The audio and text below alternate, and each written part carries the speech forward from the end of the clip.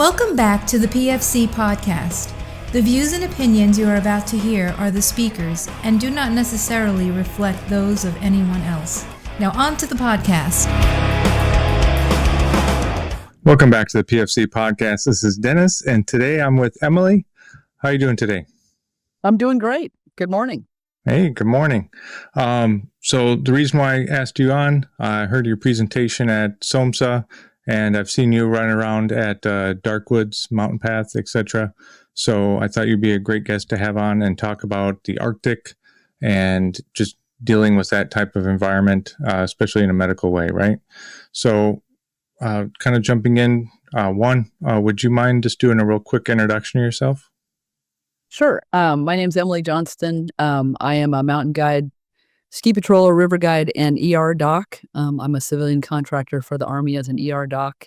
So I'm attending at one of the Army hospitals. And then I also train medics, military medics in the Arctic, high altitude, alpine, cold environment. And my goal is to help with point of injury care in that kind of an extreme environment.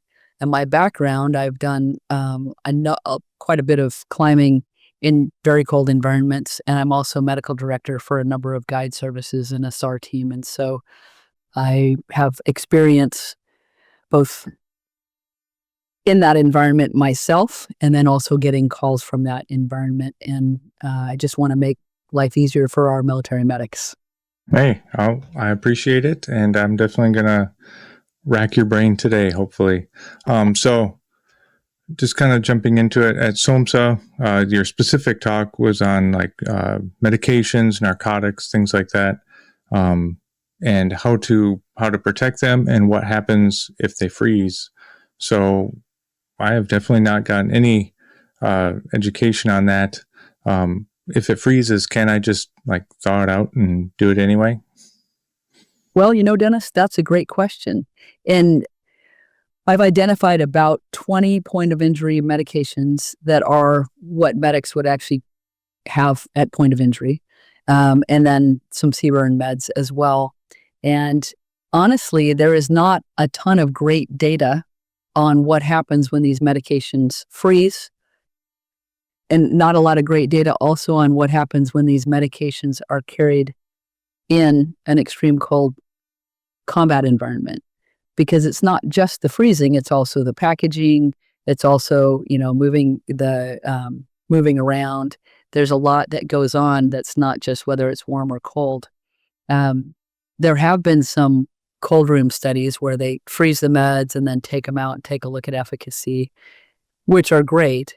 But that's not, putting things in a controlled environment into a cold room and then taking a look at the efficacy after it freezes, 1 day, 2 days. That works well, but it's not the same as a combat simulated environment. So there are a lot of parameters. Right. And then, I guess inherently I understand, but at the same time, what's the difference if it's on a shelf in a freezer versus the Accio and it freezes? So what we've seen with the limited studies that we have is that the packaging often fails, and the packaging can fail, freeze thaw, agitation.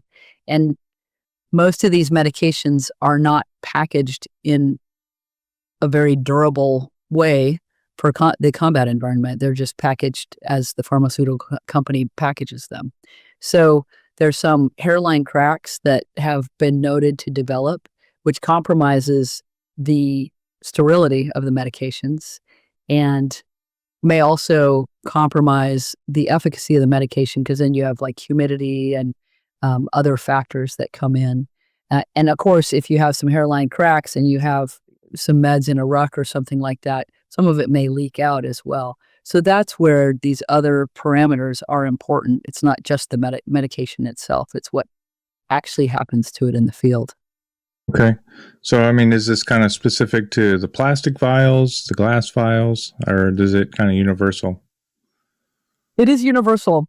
There was a study done by the National Park Service. I believe it's called Hot and Cold Meds or something like that. And they were looking at leaving meds in a vehicle. There are a few actually. I think it's a German study as well that talks about leaving meds in a vehicle because, like an EMS vehicle, summer or winter, they wanted to see, is that going to work? And so both hot and cold meds, we're just going to talk about cold meds today, but in some of them, the glass vials broke, some percentage of the glass vials burst. And then a lot of them, the plastic failed.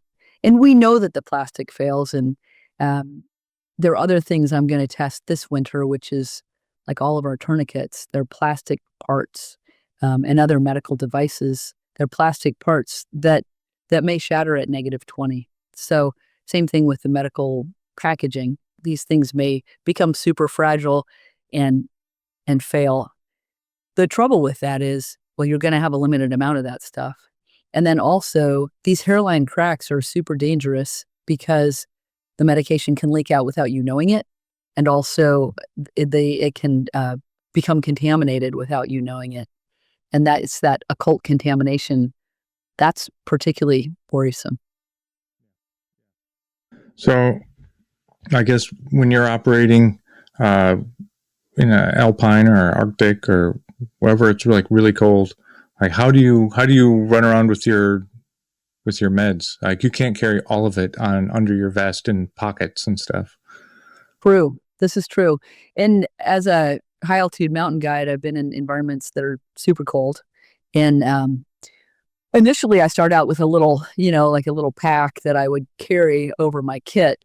And then I had a few times where I was tired and, I got to my tent and I took it off and set it down, was taking my boots off and forgot about it. And we can all be focused and on our game, but there are certain things that just happen to humans when they get tired and sleep deprived. And that's one of those things is that, just losing focus. So I was like, okay, that works all right, but we need a better fail-safe. There's some people use like a fishing vest kind of thing over their kit as well, or under the main jacket with a lot of pockets. And that works as well, although you can take it off. And the other thing is that there are a lot of meds on the front and back, which isn't ideal. Obviously, if you're carrying a big rock and you've got some vials against your back or some 100 ml bags or something, that's going to work so well. So the vests are okay. I also have something that I talked about before, which is not a high-tech solution, but it's just BLT, base layer transport, which is a base layer, merino wool base layer, pockets on the sides right here that doesn't interfere with your kit and your ruck. And you can put a bunch of meds here. The only thing that is reliably warm in an extreme cold environment is your body. We have, we have ready heats. We have a variety of battery operated heater systems and a lot of medics. Like I've worked a fair bit with the dust off medics up at Wainwright and looked at what systems they use. And it's super interesting. And they do operate in that super cold environment on a regular basis. And a lot of them, they have little Pelly cases with some ready heats in them. They have little systems they use, which are great, but ready heats do run out and batteries do fail. They run out of juice and they run out of juice much faster in that environment. So, and those, it's the same thing. It's like taking a little pack off and setting it down. The ready heat runs out and you forget to renew it. The battery dies and you forget about that, or it dies much more quickly than you expect.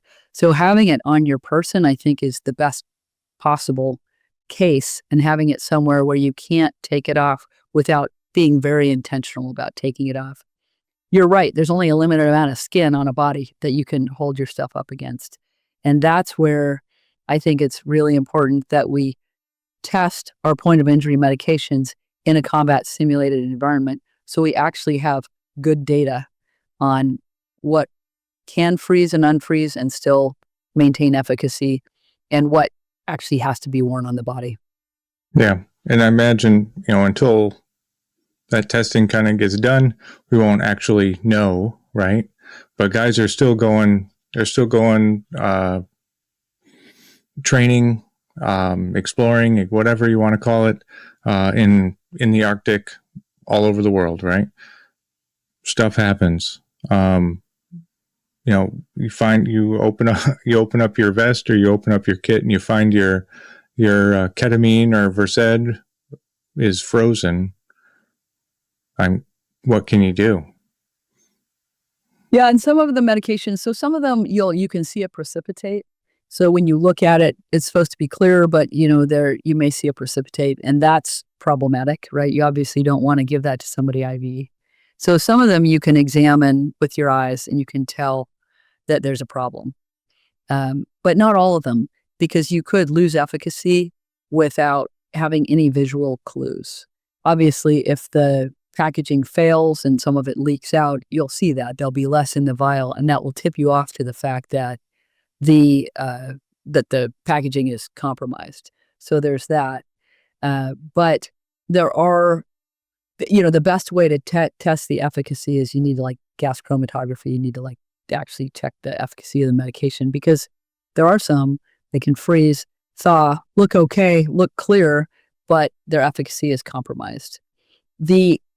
Most of the medications, the pharmaceutical companies, they give you parameters like this needs to be stored between this temperature and that temperature, and they have, this humidity. They have all these parameters, which are designed for pharmacies and for transportation chains, refrigerated trucks or whatever, climate-controlled environments.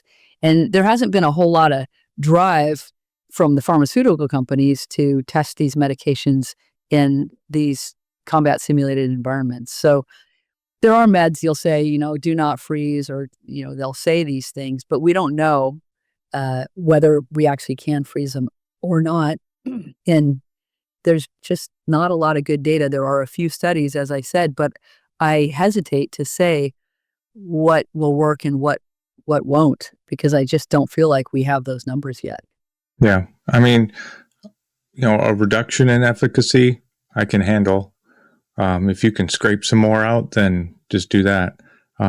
Is there any indication that they either increase in efficacy or become toxic when they freeze? That's a good question, because obviously providing something with decreased efficacy, that's, something is better than nothing. But providing something that has changed in such a way that it's going to damage the patient, that's not a good thing.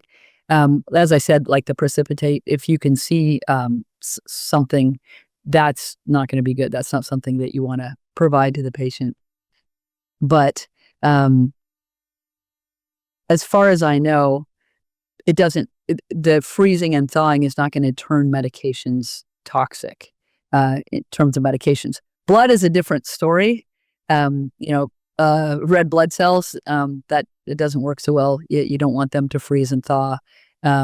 If red blood cells are in a temperature, and same thing if they get too hot, you can't use them anymore, because they break open, they lyse, and that will definitely damage your casualty. So there's a situation where the stuff, it does become toxic. Yeah. Pushing rhabdo directly into your patient is generally frowned upon. And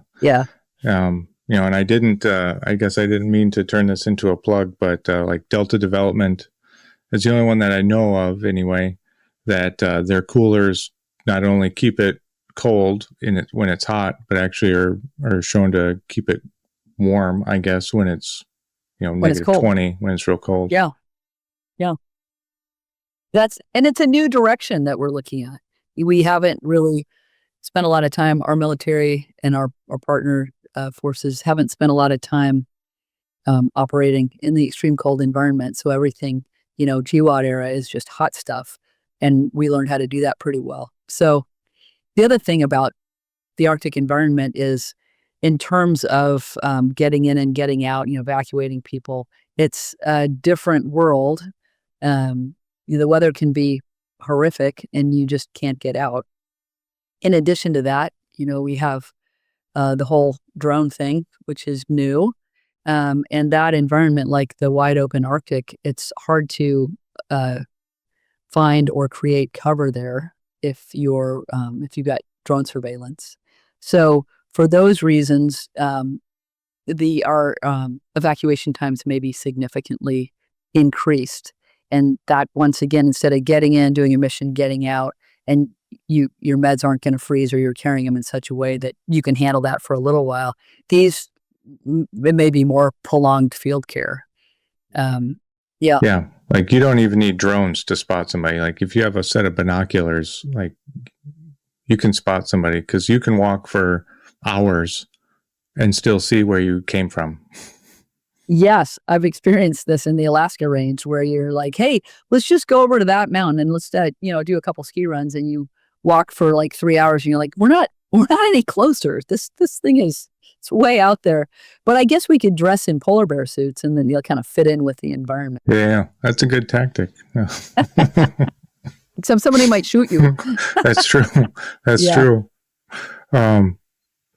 So, blood, like we mentioned before, blood super, super, super important when it comes to combat casualty care. We already talked about the blood itself, while it's being stored, freezing, or getting way too hot, that it can damage the cells and not be healthy. But like the line itself, right? We need to be able to protect that. It's just plastic, and it's not really thick plastic. Like, how do we protect just our going through our gear, like our syringes, our admin sets, etc.? Like, how do you protect that? Because I only have so much room under my arms to put stuff. Yeah, it's a great question. And it's one of the questions that we're answering. The kits that we have now, like the blood kits, are designed for a certain environment, and they don't function very well in the cold, and not even extreme cold, just like 20 degrees Fahrenheit. They don't work that well. What we found is the tubing gets brittle. The blood clots, there are little kinks in the tubing that if it's warm, it's no big deal. But when it gets cold, you get flow problems at those kinks, and then you get clotting. The bags themselves are super thin and they get brittle. I remember years ago, I was guiding on Denali, and I had an Nalgene bottle, just, standard Nalgene bottle. And it was very, very cold. I was way up high. It was very cold. And I dropped it from my hand onto the ground. So, I mean, I'm not very tall, like 2 feet, and it shattered. And I was like, oh, wow. First, there goes all my water. But second, yeah, it did. But second, it's like it's like physics works differently up there. Things are very cold, and that's the same thing with our blood kits. And the other thing is like the length of the tubing. Like the tubing in the blood kits, it's really long, and I've seen people have the casualty wrapped up and then be trying to administer blood, and the blood tubing's running through the cold air. You can't do that. And so putting like the donor and the recipient in a large sleeping bag together, so nothing is outside of that warm bubble. That's important. Or this idea of the moving warm bubble, where you move the casualty for a while and then you stop and warm everybody up, the casualty and the care providers, and that's where you would give blood. So you're probably not going to give blood when it's negative 30 and it's blowing. You're completely unprotected. But these bubbles of warmth. So you move for as long as you can, stop. There's some tents, like Eskimo tents, that have no floor. So you get there, you set those things up, and boom, put it over the casualty, warm things up. That is when you would do your blood operation. I do think we need to develop different materials for the blood kits. Specifically, I have heard some people say, well, if it's that cold, we're just not going to give blood. But as we know, there are people, blood is really important for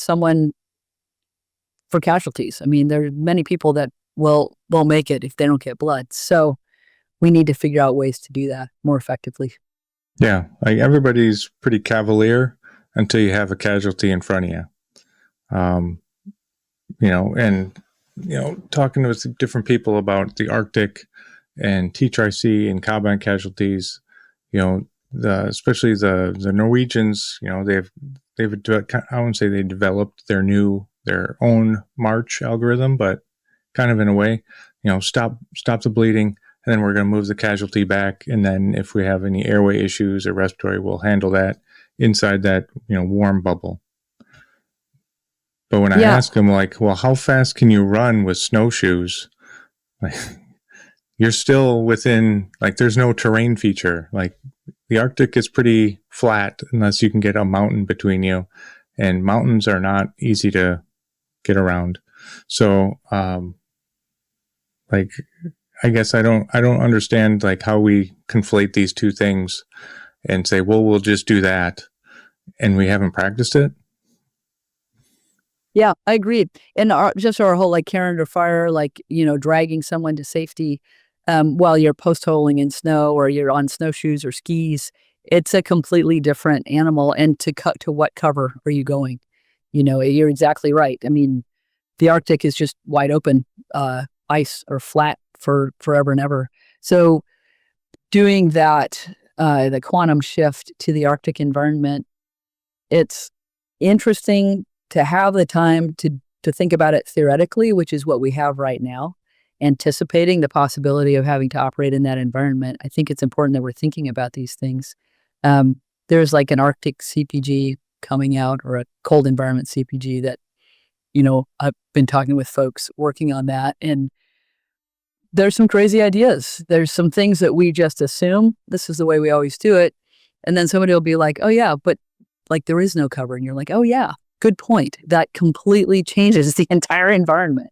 So I do appreciate the fact that the U.S. military has recognized that we need to spend time and resources on operating in that environment now before we're, in it. So these are the kinds of things where we need creative problem solving ahead of time. Yeah, absolutely. So just with your experience with materials in that kind of environment, I guess, what would you change about like just our admin sets? Like you mentioned, they're ridiculously long, not meant really for us. They're meant for the hospital, but we get to use them. What would you change about it? Well, I mean, shorter tubing, right? The less tubing you have, the less tubing there is to fail. Having them, the way we carry them now too, having them like not crushable, because you only have, as we said, so much skin on your body. So keeping those admin sets warm all the time is impossible. And they may be super brittle when they're cold, but then you would take them and warm them up. But when they're super brittle, when they're cold, they're vulnerable to fracture. So having them more durable, shorter tubing. And if you think about it, why do you need all that tubing? There's no good. So I can put it in my infusion pump. Exactly. Your infusion pump. And how are you running that infusion pump? On my back with pedal power. Yeah, exactly. Yeah, with a battery, so on and so forth. So it's a paradigm shift. But that would be one thing. So more durable, shorter distances, more durable, like the bags are more durable. There are other things that probably need a redesign, like the gloves we use. They also fail in that environment. The actual IV start part of it, you're not going to use that in a super cold environment. You're going to be in one of these bubbles of warmth when you do that. So that part doesn't need to change, but the components, and I'm not a material scientist or anything, but the actual makeup of the plastic, I think that could be improved. And that's just me sort of hand waving because I don't know how that works, but to make it more pliable so it doesn't fracture when it's cold and then handled and crushed. So there's a lot of work to do there. And I imagine somebody is working on that because it's not, rocket science to figure that out. But the number of things that we need to do, we don't know what we need to do until we go up into the super cold and we try to do it. And that's the phase that we're in right now, is learning what we need to learn. I feel like that's where we are right now. Yeah. So how do you carry your admin sets? How many can you stuff under your little arms, syringes, etc., just so that you can treat somebody if they need it? Because when trauma happens, it happens quick. You're right. When trauma happens, it happens quick. And often if somebody needs blood, they need it right now. That's true. And you can only carry so much. I tested out the base layer transport, and I had, you can carry a unit of blood. You can carry, 100 ml bag. I had some like Seaburn auto injectors, some vials, all that stuff. I was surprised at how much I could carry on my person. I'm not a big person. And for days and days, and it didn't interfere. I kind of forgot that it was there eventually. I slept with it, moved with it, did all the things with it.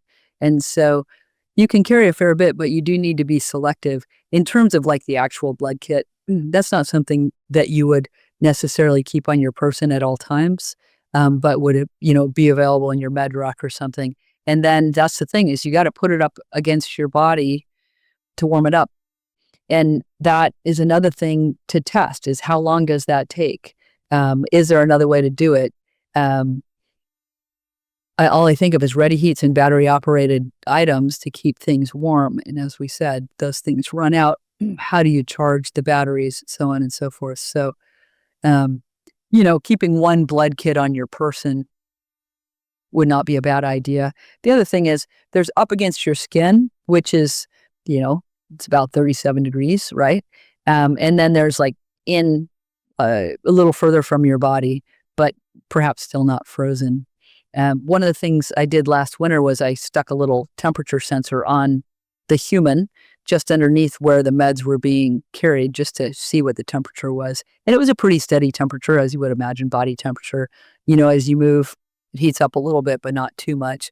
And then the other thing, I put some temperature sensors in the med boxes of medics who believed that they were keeping their medications and blood kits and all that at a stable temperature. And it was interesting to watch the variability of the temperature inside of the med boxes that were perceived as a controlled environment, but actually were not nearly as controlled as people had thought. So, long answer to a short question, but the most reliable, thing to do is keep it on your person. And a blood kit that you may need immediately, you would perhaps want to have a few of those on a few of the people on the team. Yeah. Yeah, I guess I don't know if it's a great idea, but I was thinking if I took it out of the packaging, had that on some kind of roll, so at least it's not, I take the kinks out of it. Yep. So it's at least smooth. Yep. And then have that near my person. I guess outright, when I say I removed it from the package, does your hair catch on fire, or I violated something? A little bit. I got a lot of hair to catch on fire too. A little bit, just for sterility and for, controlling how that material is manipulated. However, I do think that the way it's packaged now is not appropriate, and having it like wrapped around something so that it doesn't get those kinks, have it managed in such a way that when you deploy it in the cold environment, relatively, warmish as compared to the -20, but where it doesn't have those kinks. And those kinks come just from the way that the kits are stored. It's pretty simple, but having the whole thing rolled around a cylinder, like having the tubing rolled around a cylinder, and then you don't get the kinks. Considering having that cylinder, do you need to use a whole cylinder? Is there a way you can heat that cylinder up so that will keep the blood warm in? Do you do that inside of your coat? These are all questions that we are looking for the answers to. Yeah. Going on to like this bubble, the idea of creating this bubble. I guess what things do you use? What things have you seen work well? There are a number of things. These tents, like an Eskimo tent, I think that's just a brand name, and it's basically an ice fishing tent. So it's just like it's like a big cup. It's like a big umbrella that you put down over. So there's no floor on it, which makes life a lot easier because you move the casualty. You go, okay, stop. We're going to create a bubble of warmth here. Boom, you deploy it, and they set up pretty fast, and you put it over the casualty and the provider or providers, and then warm that space up. One of the things I've seen quite a bit is people using stoves to warm the space up. The problem with that is carbon monoxide. I have seen that as sort of an accepted thing to just get the stoves going. That is incomplete combustion. That is a carbon monoxide risk. You can do that to some degree. What I've seen quite a bit, at least in training, is people will do that and they'll warm it up to like 75 degrees in there. The longer you run the stoves, the more carbon monoxide you have. So maybe warm it up to 50 and not 75. So there's that. But I think the ones that we've been using, which are designed for like ice fishing, are kind of heavy. We could design a much more streamlined, a much sleeker, like basically an umbrella with some reflective material and perhaps a little bit of insulation in it. So that's something to be developed. And I have seen some of those. And then there's also this CPU, this casualty protection unit that Titus Frund, he's a Alaska National Guard doc, who he innovated. It's super cool. It is basically a sled. I think it weighs around 15 pounds, so super light, and it's inflated with a little air cartridge. So boom, you inflate it, and that it inflates enough that there is like rigidity to it. So it's basically like an evac sled, an inflated evac sled. Inside of it, there's a hammock for the casualty. So the casualty is not lying on the ground. As like I've been a patient, you've probably been a patient where you're in the sked and you can feel every rock, you're being dragged across the ground. It's kind of cool. So there's a hammock in there so that any water that comes off, if the person warms up at all, it is down below. The casualty is not lying in a puddle of water, which I've seen to be a problem, other times. So it's pretty cool. That is a great bubble of warmth. The material is reflective. It's still being designed. I see a lot of applications, and Titus has also come up with this design where there's a larger tent with sort of where you can dock multiple of these sleds, so you can have one provider in the larger tent, and you can dock these casualty protection units, so you would have the heads of multiple casualties in one space, so the provider can work with a number of people at one time. This is the ultimate bubble of warmth, and this is something that would be lighter, that you could deploy and then take down, move, deploy, take down, move multiple times.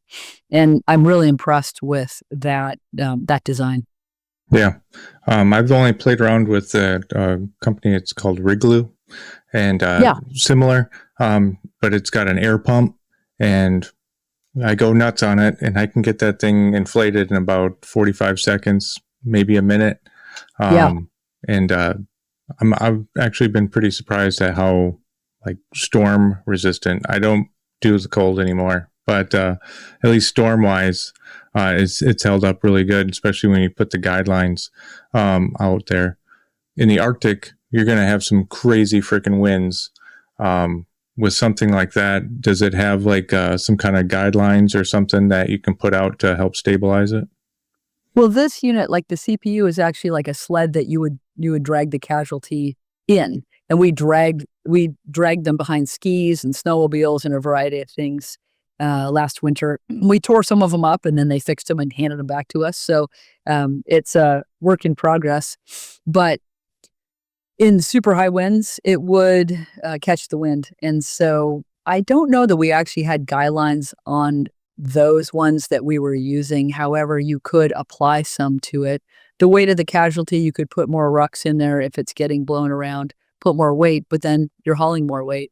So having guidelines on them. The interesting thing, they also float. You can float these. And in the Arctic, of course, you have frozen sea ice, and then you have little areas where you have to cross open water and then sea ice and water. So that's super handy. There was even some talk of using several of these to put a snowmobile on it, floated across like it's a little bridge pontoon. I don't know if that was tested or that was just conjecture, but kind of cool. But yes, there are ways that you would need to stabilize this unit. There are traces on it. So you have people pulling from the front. You could have people in the back as well. Just like with an Akia or Cascade sled, where you have people on the front and the back stabilizing it against the wind. Okay, nice. Yeah. What do I want? I guess just principle wise, on your guiding trips or just experiences with other people in that Arctic environment.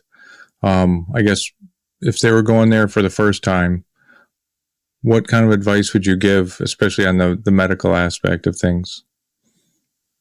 Well, plan ahead, even more than you would expect to. And from the medical standpoint, it's just like what you were talking about. Look at how things are packaged and decide whether you want to have them that way or you need to repackage them in a certain way. I think a lot of operating in the extreme cold environment is just small habits. It is just those little efficient habits. And that's what I see when I'm training our medics in the extreme cold environment. It's little things. When you take your gloves off, you don't set them down on the ground. They'll fill up with snow and they'll get cold. You put them inside your jacket. It's, your water bottle, your meds, all that kind of stuff. That goes in your sleeping bag at night. You don't leave that out because it will freeze. There are a lot of very small, efficient habits that come together that you need to learn to operate in that environment. So first of all, medical providers need to be able to care for themselves. And that takes time in the Arctic to develop those habits so that they're not something you really need to think about anymore. Yeah. And that's how, being a mountain guide, you just get accustomed to doing that. You don't even think about it. Then after that, there's all of the medicine and the medical provider stuff that we've been talking about. But first of all, learning to operate in the cold is so important, and learning to not be afraid of the cold. And I keep hearing this, cold is the enemy. And I keep saying cold is not the enemy. If you are fighting the cold, then you're not focused on your mission and you're not fighting the enemy if you're fighting the cold. Cold is just an environment that we learn to work in. Yeah, absolutely. And I predict anyway, it's an environment we're going to work in a lot more as these, Arctic seaways open up. All the big powers are taking a good look at what resources can we now get to, and they're going to start occupying that space, and we're going to be no different. So we better start trying to figure this stuff out, because there's going to come a time when we may have to use it. Yeah, and they have started. Some people have spent more, I have to say. The Russians have a lot more outposts up there than we do. I'm not privy to any information that anybody else isn't privy to, but that's obvious. And then if you think about it, I ask people, like, when was the last time you thought about, like, the northern coast of Canada? Right? Who thinks about that? Right? Is there one? Yes. So yeah, because, there is one, and it is melting out, and we do need to anticipate that. And, operating well in that environment and spending time up there will prevent conflict. If we show that we are capable and strong in that environment, I think that will prevent transgression. And that's something that we're at the steep part of the learning curve right now. I've mentioned before about some of our partners, Norway, Sweden, Finland, these super northern nations, and how they just grow up in the cold, and it's normal. They go to school in the cold. They take the dog for a walk. They take the garbage out. They hunt. They do all their things in a very cold environment. And so early in their lives, they learn these efficient little habits that make it easy for them to just operate in the cold. It's just an environment that they're working in. And that's where we need to get. And I keep saying, somebody recently asked me, well, how do I get my team so that they can operate well in the cold without spending time in the cold? And I said, you can't. Right? Yeah. Like I said, there's just a bunch of little things. Like, you can't really, at least I've found, you can't really just buy your way into success.